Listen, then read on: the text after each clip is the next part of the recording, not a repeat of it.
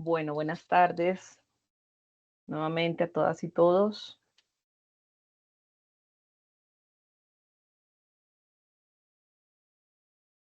Respetando la puntualidad de quienes estamos aquí, vamos a empezar. Hola Santi, ¿cómo vas? ¿Me estás Hola, escuchando muy bien? buenas tardes. Hola, Caro. Hola a todos y todas. ¿Cómo andan? Bueno, bienvenidas, bienvenidos al taller de escritura de este ciclo de charlas y talleres para estudiantes de posgrado. A propósito de la escritura académica, este es un espacio que lleva ya 2 años que venimos eh, configurando inicialmente desde la maestría en educación, luego muy de la mano con la especialización en pedagogía con mi compañera Sandra Telles, y cada vez más otros programas de posgrados vienen también aquí articulándose con nosotros para abrir estos espacios de la discusión a propósito de la escritura, y sobre todo pues del tema que hoy nos convoca, que es la escritura de la tesis, una tarea que nos convoca, nos aqueja, nos hace sufrir, gozar, tanto a directores como a estudiantes de los posgrados, y entonces, bueno, en el que Santiago, colega y amigo muy querido de Argentina, va a acompañarnos el día de hoy. Voy a permitirme presentar a Santiago antes de darle la palabra. Eh, Santiago es doctor en Ciencias de la Educación, es especialista en Nuevas Infancias y Juventudes, profesor y licenciado en Ciencias de la Educación por la Facultad de Humanidades y Ciencias de la Educación de la Universidad Nacional de La Plata en Argentina. En esa misma casa de estudios, dentro del Departamento de Ciencias de la Educación, Santiago es docente en la Cátedra de Problemática Educativa Contemporánea, y en el posgrado también ofrece talleres de tesis y de escritura académica en maestrías y doctorados. Es becario postdoctoral del Consejo Nacional de Investigaciones Científicas y Técnicas e investigador en formación en el programa Escolarización, Perspectivas Históricas, Pedagógicas y Políticas de la Educación del Instituto de Investigaciones en Humanidades y Ciencias Sociales. Sus áreas de estudio y trabajo son la educación sexual integral, la perspectiva de género en los procesos socioeducativos.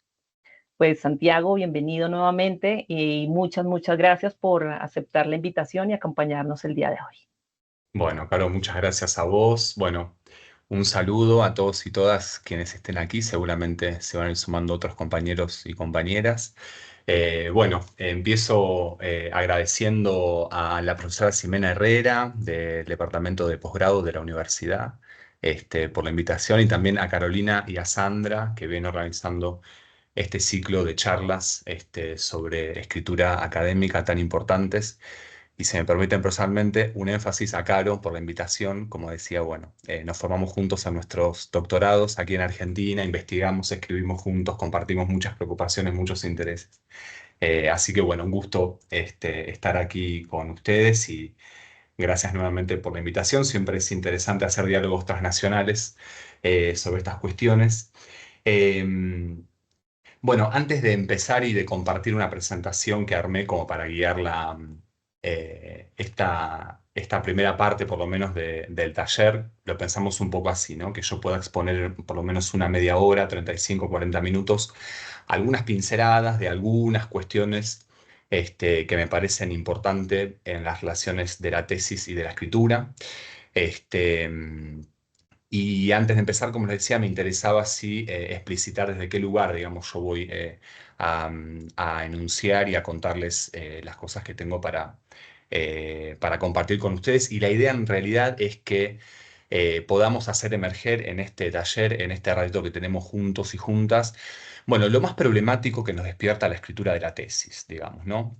No nos conocemos, nos iremos conociendo, pero bueno, con confianza, la idea es que también podamos usar el chat para que ustedes ahí puedan ir haciendo preguntas, comentarios, lo que sea. Y también me interesaría eso, si se animan, si quieren, que estaría muy interesante, que de forma muy breve, cuando yo empiece ahí a bosquejar las primeras pinceladas, que vayan anotando de forma breve alguna problemática con la escritura de la tesis que identifican, que se encuentren en este momento, ¿no? Seguramente, habrá gente de maestría, de doctorados o de licenciatura. Entonces, bueno, para mí fue un desafío poder pensar una presentación que pueda ser de utilidad a un público, digamos, diverso en términos de la trayectoria en relación con sus escritos, de la tesis puntualmente, ¿no? Entonces, bueno, será que voy a hablar entonces, como profe de talleres, como decía Caro, me dedico a eso ya hace varios años. Y todos los meses, bueno, estamos leyendo proyectos de tesis, en desarrollo, tesis defendida, participamos de las defensas.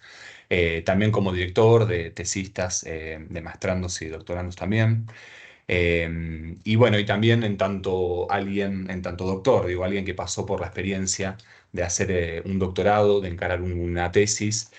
Y bueno, alguien que tuvo muchos problemas para escribirla también, digamos, ¿no? Y esos son uno de los primeros puntos que me parece que podemos traer a este espacio, y que escribir siempre es algo problemático, pero lo bueno de eso es que, bueno, hay trucos, hay herramientas, hay salidas posibles. Como decía Caro, la tesis nos despierta los peores terrores y los momentos más gozosos. Y bueno, yo creo que cuanto más herramientas tengamos, ese proceso se hace mucho más interesante, digamos, ¿no? Voy a compartir ahora, entonces, esta presentación. Es una muy breve presentación, yo la puse a disposición, bueno, la tiene Caro, así que digo, si ustedes la quieren, la pueden solicitar a la carrera sin ningún problema, para que lo tengan de apunte si es que les sirve, ¿sí? Ahí ustedes me van a decir si se está viendo la pantalla.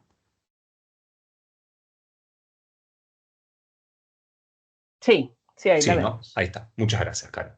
Entonces, bueno, un poco pensamos, como les decía, este taller, este espacio, pensando un poco en mitos, en problemas y en trucos posibles, ¿sí? Entonces, la propuesta tendrá que ver con poder pensar, bueno, en primer lugar, algunos mitos, problemas, representaciones que tenemos en torno a la escritura académica, ¿sí? Digo, las tesis son un tipo de textos, entre otros, que se dan en el marco de instituciones, entonces tienen normativas específicas, ¿sí? Pero bueno, si fuera toda una cuestión técnica para resolver desde la escritura, sería mucho más fácil de escribir. Lo cierto es que hay varios problemas. Y ahí, bueno, yo quiero traer una hipótesis de una gran investigadora argentina sobre estos temas, que es Paula Carlino. Y Carlino, bueno, que es una especialista en la investigación de alfabetización académica y escritura en la universidad. Ella habla de poder pensar el proceso de la escritura, de una escritura privada a una escritura pública. Un poco el centro de la conversación va a tener que ver con ese proceso, que ahora vamos a ver de qué va. Y también, bueno, pensar algunos trucos posibles, algunas salidas, o algunas orientaciones muy generales. Insisto, para mí es un desafío que lo que yo tenga para comunicarles les pueda servir a todos, ya que seguramente todos estamos en diferentes momentos de la tesis. Seguramente algunos estén empezando el proyecto, otros quizás ya estén pasando del proyecto a la tesis, otros en la tesis directamente. Simplemente para que conozcan un poco cuál es el diálogo que yo vengo teniendo con la bibliografía, que es sí especialista y experta en esto.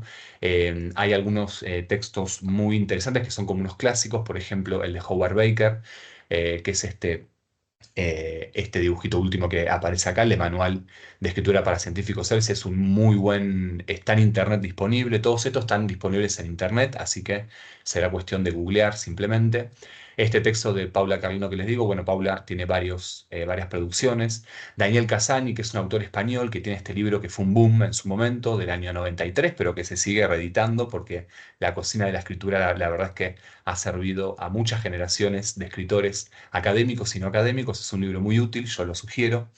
Luego tenemos Pensar, Escribir, Pensar, de Domecq Martín, un investigador argentino, que también tiene un libro muy interesante sobre la escritura académica. Y también un texto que yo sugiero, que lo sugerimos mucho en nuestros talleres de tesis y de escritura, que es La escritura académica, 30 errores habituales y cómo abordarlos, de Enzo Foliari. Un texto también muy, muy interesante, muy operativo, en donde uno se refleja, digamos, en esos errores frecuentes que tenemos a la hora de escribir. Y bueno, y ahí va proponiendo algunas salidas también. Entonces, bueno, empecemos por algunas cuestiones generales sobre la escritura, como para ponernos todos en un mismo paraguas, digamos, ¿no? Pensemos que el escribir, la actividad de redactar diferentes textos más allá de los académicos, tiene una función histórica, antropológica, la escritura, que tiene que ver, bueno, justamente con poder hacer que la cultura y que la memoria humana se puedan que puedan ser permanentes a lo largo del tiempo. Por eso registrar la información de lo que va ocurriendo ha sido una función central de la escritura como tecnología cultural, ¿no? También tiene otra característica muy hermosa, que es que nos conecta con otros, ¿no? Inclusive con gente que no está físicamente presente. Digo, para ir ya entrando en modo tesis, ¿no? Cuando pensamos en el marco teórico, cuando pensamos en los antecedentes o el estado del arte, estamos conectándonos con las ideas de otras personas, ¿no? Haroldo Conti, un autor argentino muy hermoso, tenía una frase que decía, tocar un libro es tocar a un hombre. Bueno, cuando uno toca un paper, se está conectando con un investigador, con una investigadora, es decir, extiende los límites por los cuales nos podemos comunicar. Pero también, y acá va a ser mi insistencia, colegas, tenemos que empezar a pensar, quizá ustedes ya lo tienen pensado, sin duda, pero digo, de las representaciones o de los mitos que hay en torno a la escritura, todavía hoy, en el año 2025, encontramos algunas representaciones que indican que evidentemente o aparentemente una sola parte de la población puede escribir, que la escritura, la concentración y la lectura son actividades cognitivas o intelectuales que es únicamente para gente iluminada, para gente que tiene un don natural. Bueno, nosotros tenemos otra postura, tenemos la postura del ejercicio, entendemos que en realidad uno puede tener más o menos habilidades en general, pero sobre todo para poder progresar un trabajo académico como es una tesis es a través del ejercicio, ¿sí? No tanto de estar esperando un día a estar inspirados, y a ver si el sol y si los planetas se alinean y yo puedo empezar a escribir lo que tengo que escribir. Bueno, la verdad es que acá hay una metáfora muy, muy potente, que es la del gimnasio, ¿no? Escribir para mí es como ir al gimnasio. Yo puedo ir una vez al mes al gimnasio y matarme 4 horas.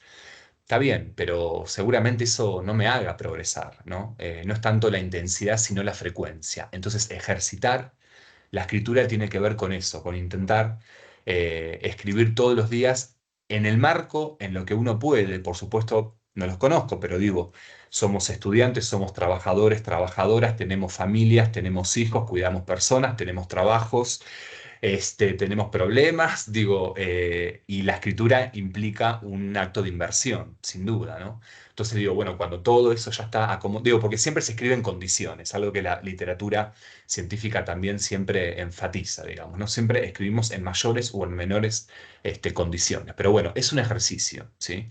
Es un ejercicio, es un músculo en realidad, es un músculo, hay que entrenarlo para mantenerlo fortalecido. Entonces, ¿se nace autor? Se pregunta Daniel Casani. Yo cuando armaba este taller se me venía una afirmación de una teórica feminista de fines de los 40 de Simone de Beauvoir, cuando se preguntaba si se nacía mujer, y ella dice no, en realidad no se nace mujer, se llega a serlo. Bueno, no se nace tesista, llegamos a ser tesistas, nos formamos para eso, ¿sí?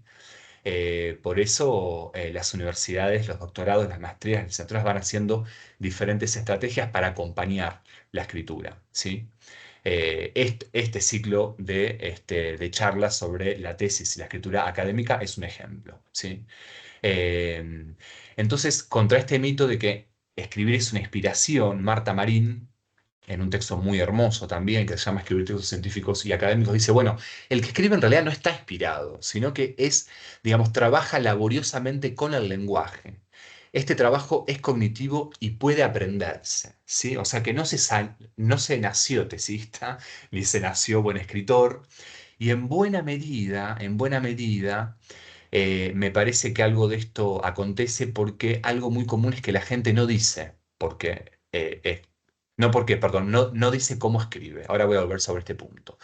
Algo importante que enfatizan también quienes se dedican a estas temáticas es poder pensar más allá de la escritura como un acto de comunicación, la escritura como una ayuda para el pensamiento, ¿sí?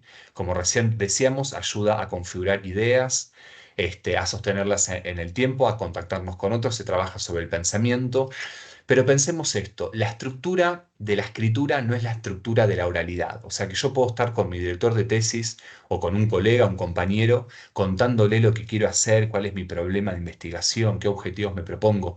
Pero si yo todo ese caos o esas ideas no las jerarquizo, no las ordeno mediante un registro escrito, van a seguir quedando en ese caos y en ese desorden, ¿sí?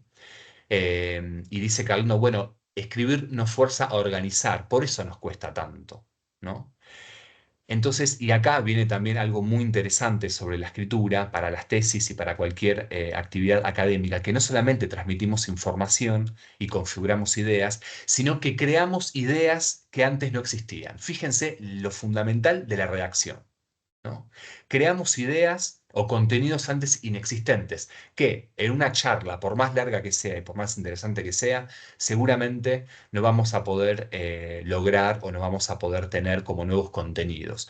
No estamos diciendo que en la oralidad o una buena conversación uno no aprenda ni se forme, no, no digo eso. Lo que estoy diciendo es que el acto individual de empezar a organizar las ideas que uno tiene en su interior, con esa organización producimos ideas nuevas. Por eso es tan potente el acto de escribir en términos cognitivos intelectuales, ¿sí? Acá se nos viene una pregunta: ¿desde cuándo se inicia a escribir la tesis? ¿No? Seguramente ustedes se lo han preguntado o se lo están preguntando.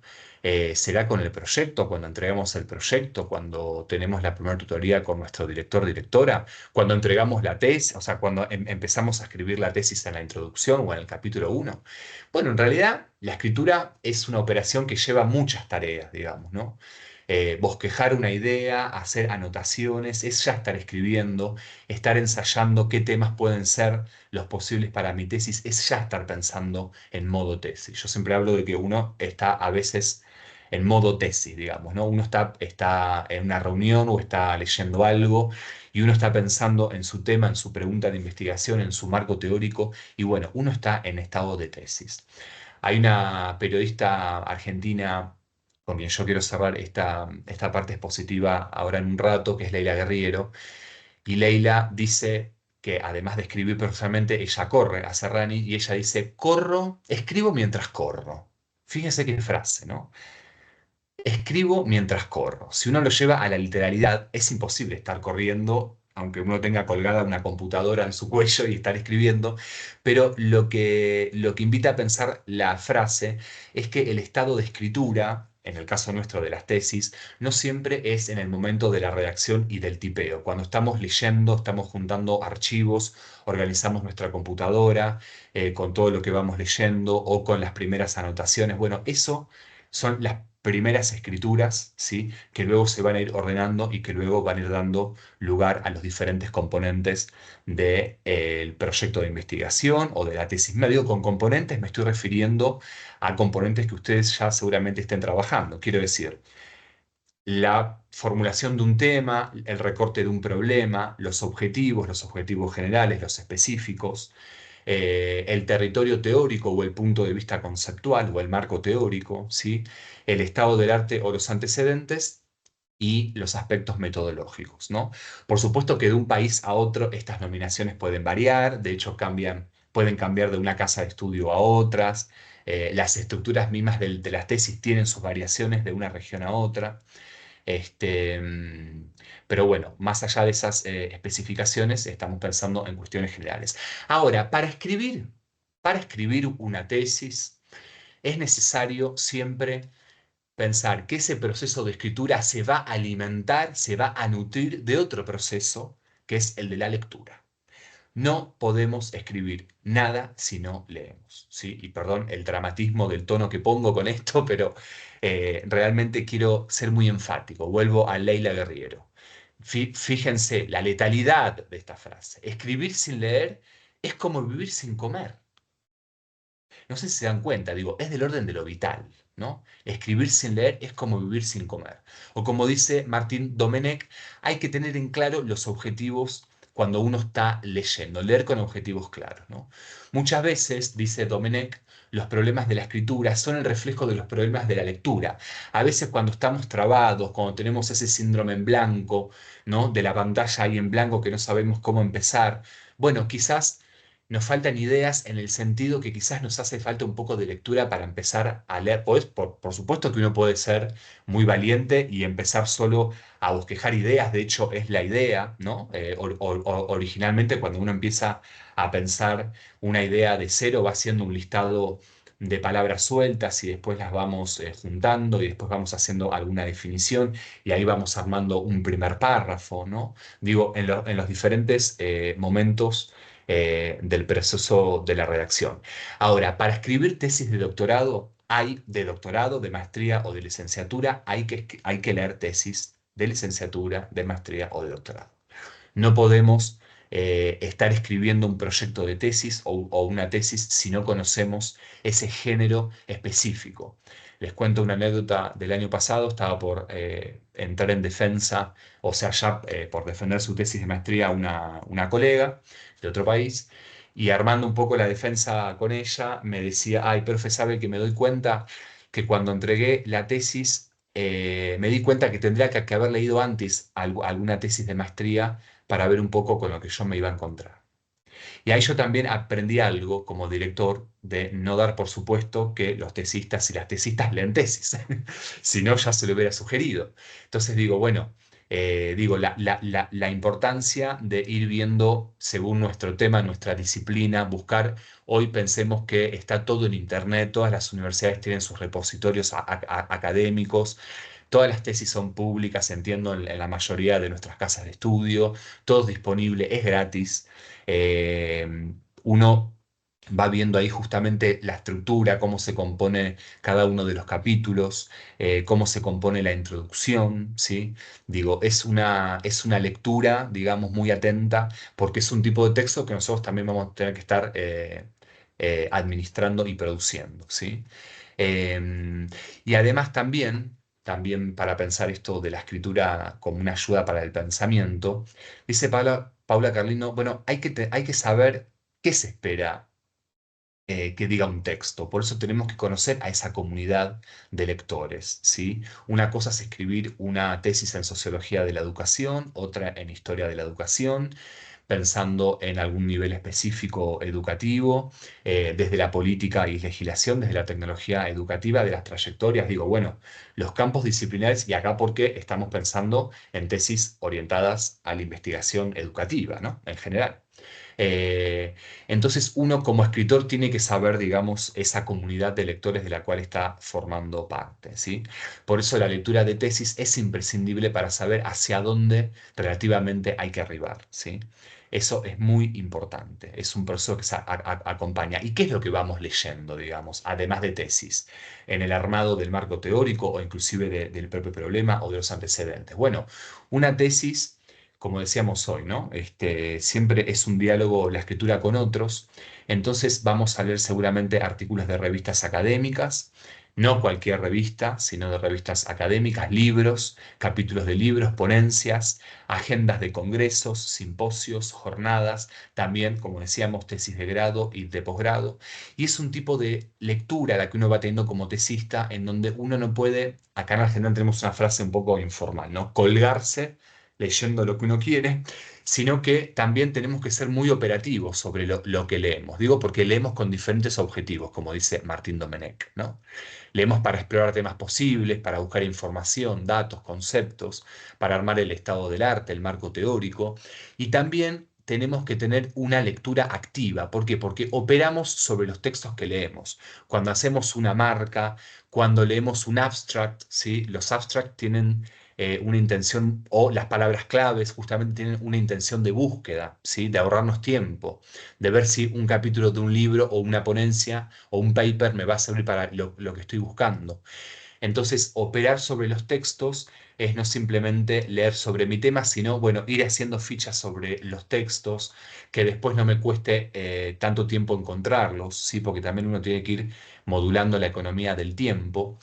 Em, y también entre los problemas y los mitos, estos son frases basadas en hechos reales, digamos, por eso yo quería que ustedes también compartan en el chat un poco los propios problemas, ¿no? Me han dicho, bueno, sufro de este síndrome de la pantalla en blanco, no sé qué escribir ante la máquina, o personas que piensan que, un poco para seguir con los mitos, ¿no? Que se escribe de un tirón, ¿no? Que todo sale así como que baja la información mental y linealmente y uno simplemente tipea.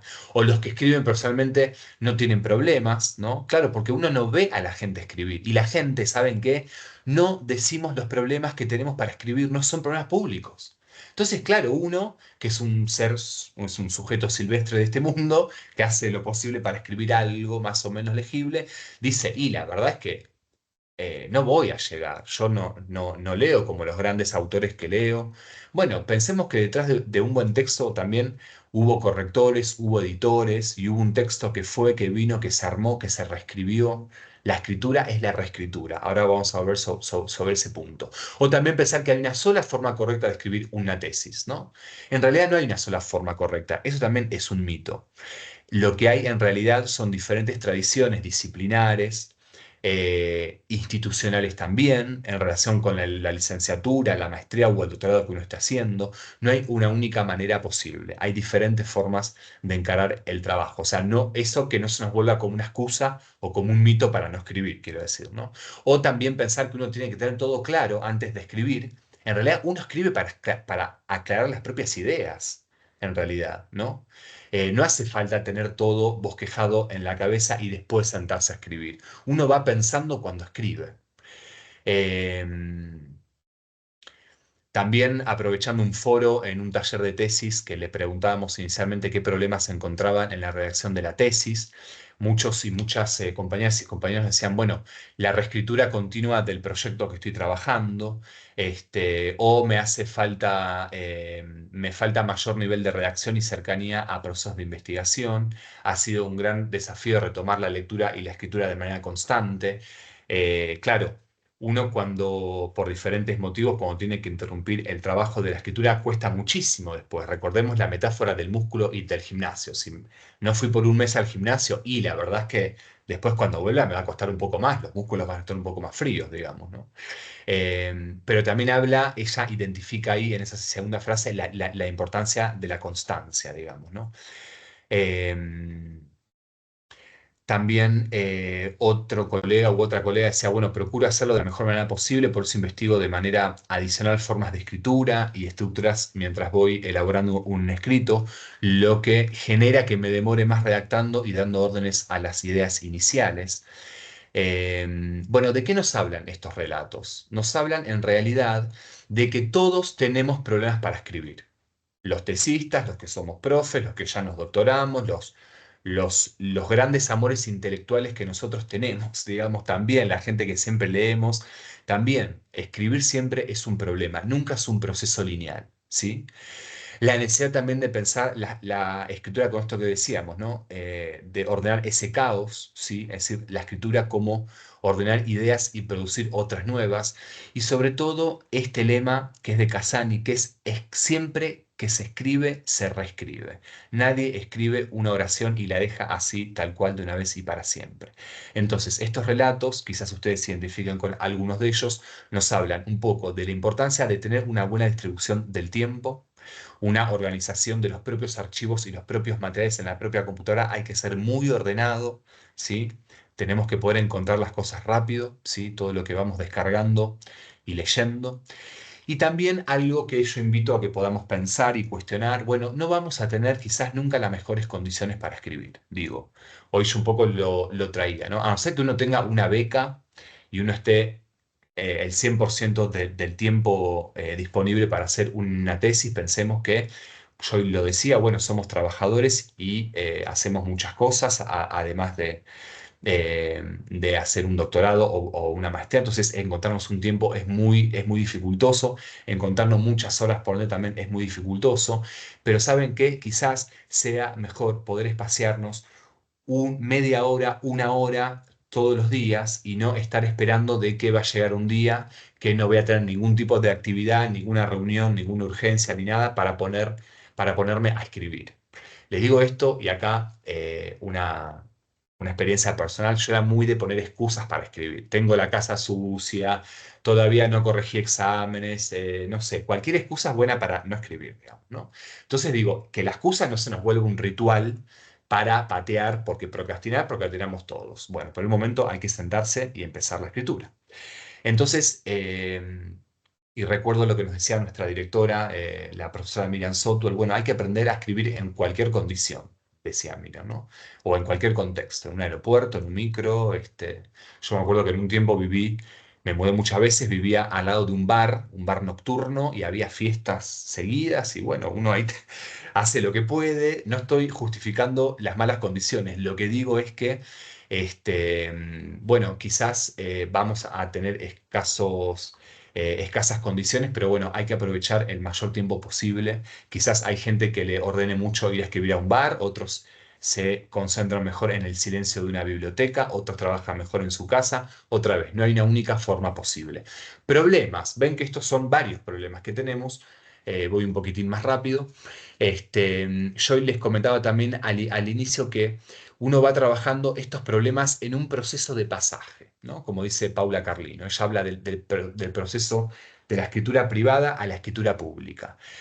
Inicialmente, cuando empezamos a escribir algo, tímidamente, cuando empezamos a conocer un tema, cuando empezamos a conocer un enfoque teórico, una metodología, hacemos una escritura que es para nosotros, que es para uno mismo. Es parte de la organización del pensamiento privado, digamos, pero luego ese texto tiene que transformarse para que sea un documento público. Un documento público, por ejemplo, es el proyecto de tesis, ¿sí? Un documento público es la tesis misma. Un documento público es la defensa misma de la tesis. Digo, son situaciones en donde ya no son privadas y uno tiene que presentar no el proceso, sino el resultado, ¿sí? Entonces, ¿cómo pensar esto? Bueno, la escritura privada nos va a hablar más bien de ese aprendizaje del tema que estamos empezando a explorar, ¿sí? Yo me acuerdo cuando empecé mi tesis, Caro ahí decía, bueno, que yo vengo investigando temas de género, de sexualidad, de educación sexual, y empecé a escribir en lo que yo pensaba ilusamente que iba a ser un marco teórico, y me hice todo un recorrido desde Michel Foucault, pasando por las teorías contemporáneas del género, el cuerpo, y escribí tanto y me entusiasmé tanto que tenía 2 capítulos como de 60 hojas, un delirio. Hoy veo que es un delirio, pero claro, yo ahí estaba escribiendo libremente en mi ámbito privado, quiero decir. Estaba probando qué conceptos me iban a servir, qué quería estudiar yo de la educación sexual, que fue mi tema de investigación histórica, digamos. Eh, entonces uno ahí cuenta con decenas de papeles, anotaciones, fichas de lecturas, comentarios, ideas, bosquejos. Digo, todo lo que uno va armando, pienso en los antecedentes o en el marco teórico por volver a esos componentes. Pero bueno, eso es para uno mismo, eso es para aclarar ideas, para organizarse, para producir ideas, ¿sí? La escritura privada. Pero, dice también Paula Carlino, y acá a los que nos cuesta renunciar a las cosas, esto lo hemos aprendido con mucho dolor, pero hay que hacerlo, hay una doble renuncia. Hay una doble renuncia. No podemos escribir todo lo que sabemos o todo lo que queremos. Yo he tenido que trabajar con proyectos de tesis de 30 hojas o 40 hojas. No podemos decirlo todo en el proyecto. Dejemos algo para la tesis. O inclusive en la tesis misma, no podemos decir todo. Va a haber otras oportunidades. Una buena tesis es una tesis terminada, ¿sí? Después, con papers, con ponencias, uno sigue dándole vueltas al tema. Pero bueno, hay un sacrificio, digo, de todo lo que uno va escribiendo, no va a ir todo en la versión final, en la versión pública. Hay que sacrificar, compañeros, compañeras, muchas cosas que uno viene escribiendo también, pero ¿para qué sacrificar? Para potenciar lo más importante, para poder quedarnos con lo que realmente importa, porque muchas de las cosas que las escribimos para poder entender. Por eso yo ahí ponía en primer lugar el tema del aprendizaje. Yo me tuve que escribir muchas cosas de Foucault para ver qué estaba entendiendo el tipo por la sexualidad como dispositivo histórico. Pero para yo entenderlo y que después me quede un párrafo en mi tesis, y tuve que hacerme una escritura privada un poco más extensa para decir, ah, bien, es todo esto, pero me voy a quedar, o sea, que tuve que sacrificar mucho, pero me quedé con unos párrafos bien potentes en donde justamente pude sacrificar o renunciar a todo lo que yo quería decir. La escritura pública, justamente, entonces es donde uno encuentra la propia voz autoral, ¿sí? Lo que la biografía técnica habla de la voz autoral. ¿Por qué digo esto? Porque una tesis siempre estamos hablando de las ideas de otros. Por lo menos en la primera parte de la tesis. Pensemos en los antecedentes, en el marco teórico. ¿De dónde vienen esas ideas? ¿Son ideas originales mías? No, no. Vamos a los motores de búsqueda, leemos otros autores, bajamos tesis, bajamos ponencias. Este, mm, Todo el tiempo estamos trabajando con ideas de otros, pero entonces, ¿qué pasa con mi propia voz como tesista? Bueno, la invitación es que yo no me diluya como organizador de esa conversación. Entonces, ¿yo qué hago con otros autores? Los parafraseo, los cito, hago acuerdo, marco una distancia, los puedo cuestionar, me distancio con sus ideas, propongo las mías, ¿sí? Entonces, la idea de los antecedentes del estudio, es decir, todas las investigaciones previas que han abordado mi tema de investigación o mi problema, como los referentes conceptuales o teóricos, yo tengo que poder traerlos todo el tiempo a mi tema de investigación. ¿Cómo no me diluyo como autor cuando recuerdo todo el tiempo cuál es mi tema de investigación, cuál es mi pregunta nodal? ¿Sí? Y aparte porque en la escritura pública hay un paso, uno pasa de ser un lector a ser un autor, ¿no? Y en las primeras experiencias, eso subjetivamente es una experiencia muy fuerte, digamos, de ser un lector como estudiante de posgrado, en el grado, a empezar a estar del otro lado, a producir algo, ¿sí? Eh, entonces digo, escribimos a partir de, junto a, desde y con otras voces, no nos diluimos entre las ideas de otros. Esto es muy difícil de lograr, quiero decir, no es algo tan sencillo. Y también pensemos que hay una función argumentativa en todo texto académico, ¿sí? Porque tenemos justamente que poder escribir generando una credibilidad, un efecto de credibilidad. Entonces, la escritura académica, y pensemos las tesis en este punto, pueden tener estas características, ¿no? O deberían poder tener estas características. Que sea una escritura que sea precisa, ¿sí? Que cada oración o párrafo justamente diga lo que tiene que decir y que no diga nada más que eso, que sea algo claro, ¿sí?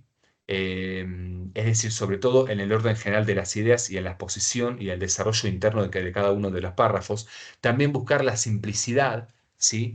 Y recordemos esto, ser simples o poder escribir de manera que todo el mundo nos pueda entender no significa perder rigurosidad para nada, ¿sí? De hecho, hay gente que escribe en difícil y yo me pregunto con quiénes están dialogando, quiénes son sus interlocutores. Y escribir en fácil es lo más difícil, de hecho. Todo esto, ¿a qué nos invita? Como la capacidad de síntesis, ¿no?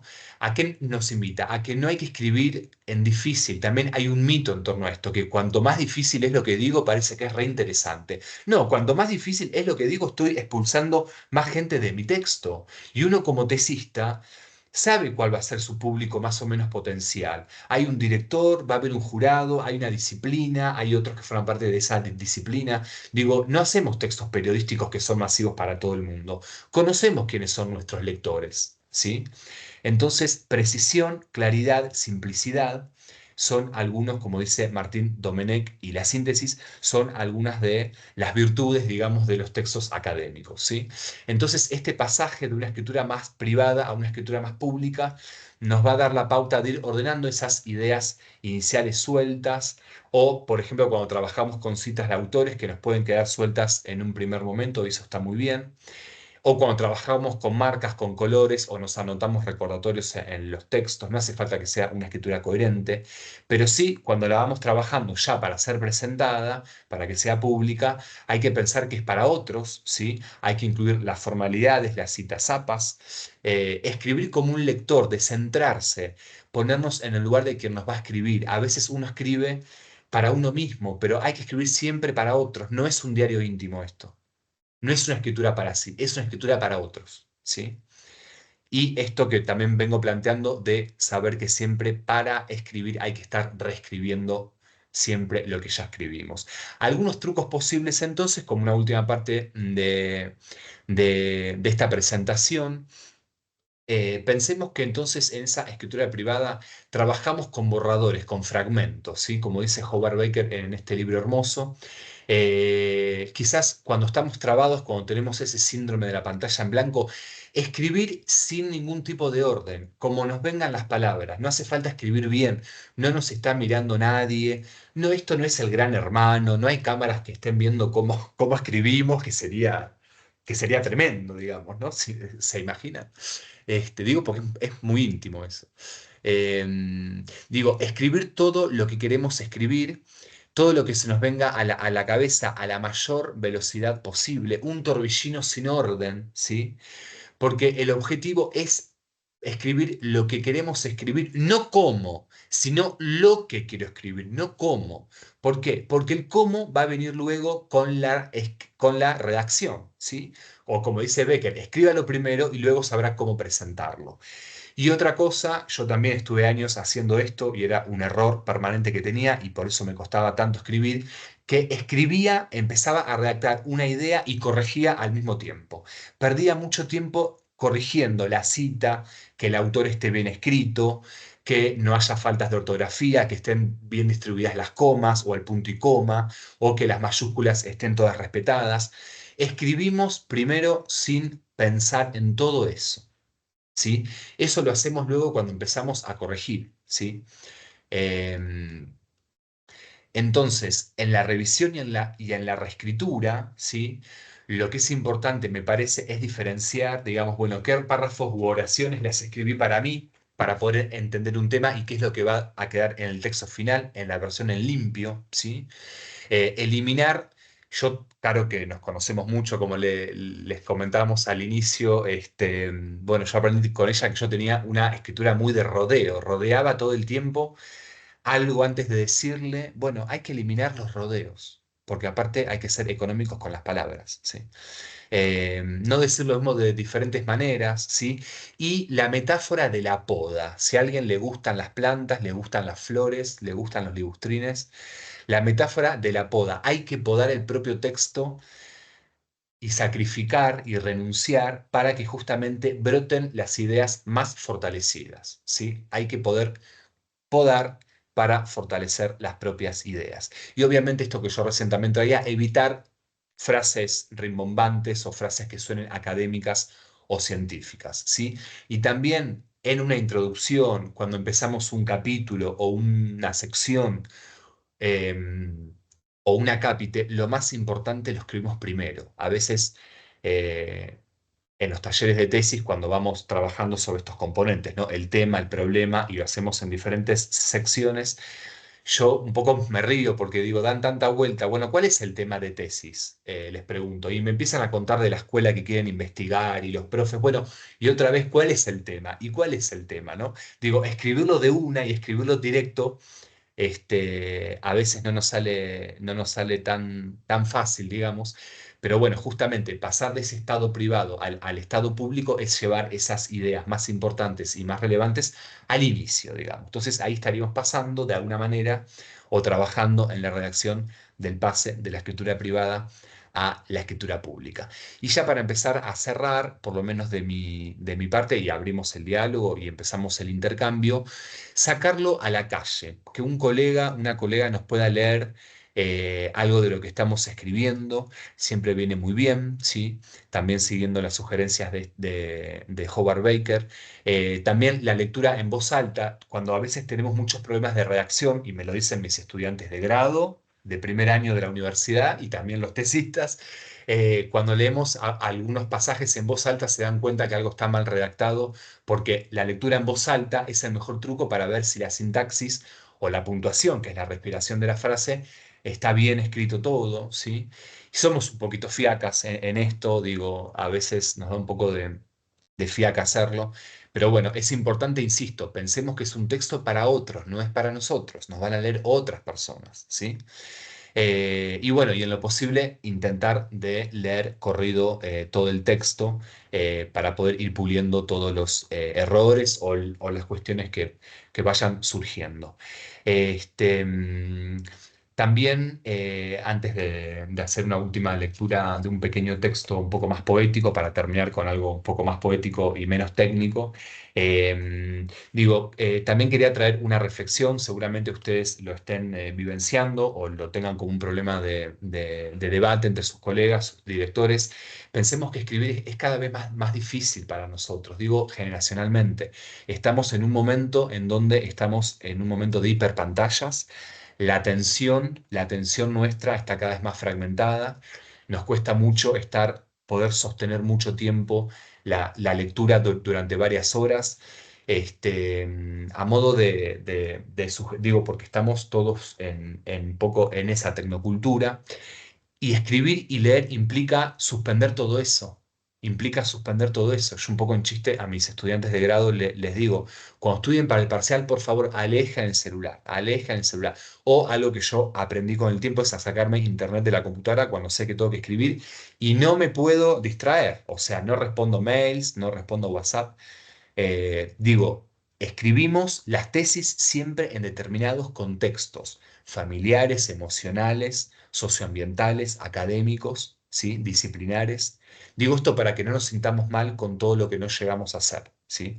Por eso lo mejor siempre es sostener la escritura, la mayor cantidad de días posibles, aunque uno no pueda escribir 8 horas por día o 4 horas por día. Bueno, es mejor un reto todos los días, suspender un poquito las distracciones en lo posible y concentrarnos allí en el texto y en lo que tenemos que redactar. Bueno, para finalizar, digamos, esta presentación de mi parte, hay un texto muy, muy hermoso, muy breve, que nos habla de amasar el pan, y ustedes van a decir qué tiene que ver esto con la tesis y con la escritura. Bueno, vamos a ver qué nos dice Leila Guerriero de este hermoso libro que se llama Teorías de la Gravedad. Y bueno, cierro, pero cierro mi parte y abrimos obviamente el conversatorio. Quiero escucharlos a ustedes, obviamente, a ver cuánto de esto está resonando en sus experiencias escriturales. Bueno, leo como para hacer este cierre. El texto se llama Amasar el pan. Hay que amasar el pan. Hay que amasar el pan con brío, con indiferencia, con ira, con ambición, pensando en otra cosa. Hay que amasar el pan en días de fríos y en días de verano, con sol, con humedad, con lluvia helada. Hay que amasar el pan sin ganas de amasar el pan. Hay que amasar el pan con las manos, con la punta de los dedos, con los antebrazos, con los hombros, con fuerza y con debilidad y con resfrío. Hay que amasar el pan con rencor, con tristeza, con recuerdos, con el corazón hecho pedazos, con los muertos. Hay que amasar el pan pensando en lo que se va a hacer después. Hay que amasar el pan como si no fuera a hacerse nada nunca más después. Hay que amasar el pan con harina, con agua, con sal, con levadura, con manteca, con sésamo, con amapola, con la certeza de que va a fallar, con la certeza de que saldrá bien. Hay que amasar el pan con pánico, a no poder hacerlo nunca más, a que se queme, a que salga crudo, a que no le guste a nadie. Hay que amasar el pan todas las semanas, de todos los meses, de todos los años, sin pensar que habrá que amasar el pan todas las semanas, de todos los meses, de todos los años.